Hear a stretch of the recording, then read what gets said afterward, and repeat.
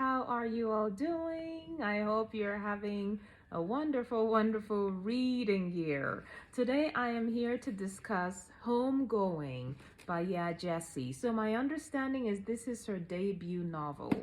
This novel was released to critical acclaim. People loved it, and now I see why. What did I like about this book? Fantastic, phenomenal, everything you can imagine. So, Homegoing, a novel by Yaa Gyasi. This is one of the books you read. Let me tell you. This is one of the books you read, and it makes you feel like you're walking along a street or a mall or wherever, and like you could be walking past your distant cousin and you have no idea. So, this book makes you feel that way, even if you're thousands of miles away from where your ancestors lived and died, like I am. I live in the US. My ancestors are Nigerian. So you could be across the Atlantic and still feel like you're walking past somebody in your workplace and you're related and you don't know it.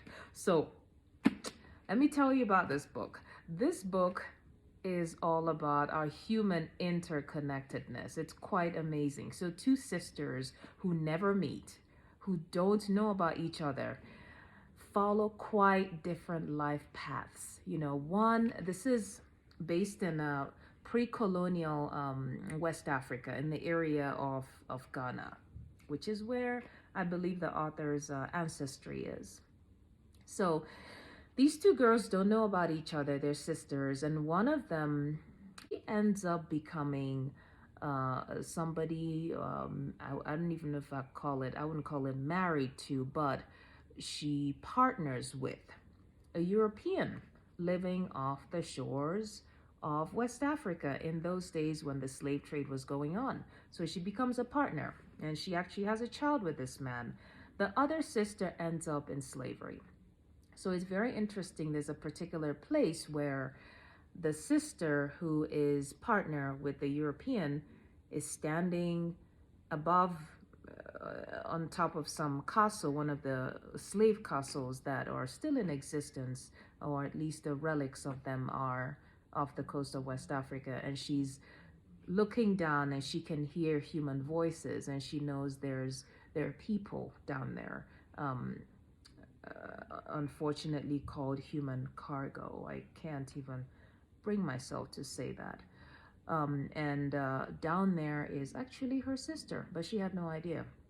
So her sister ends up sold across the Atlantic, gets to the American shore, and so that's the other, that side of the family starts growing, has children who have children, and so on and so forth. And the other sister who stays in Ghana, the same happens. Children have children, and so on.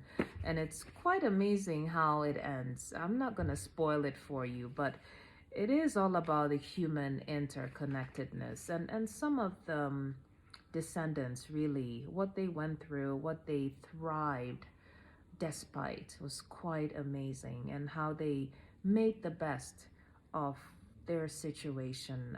Some very difficult, emotionally a hard read, I have to say, so keep that in mind. But I love this book. What didn't I like about the book? Of course, the sad reality and the painful aspects of what she describes, but that is history. But it is painful stuff to read about, humans enslaving other human beings. So that's the only thing I would say that was painful. I did say it's an emotionally, it's heavy, this book, but I could find no fault in this book otherwise. This is beautiful, beautiful piece of work, excellently crafted.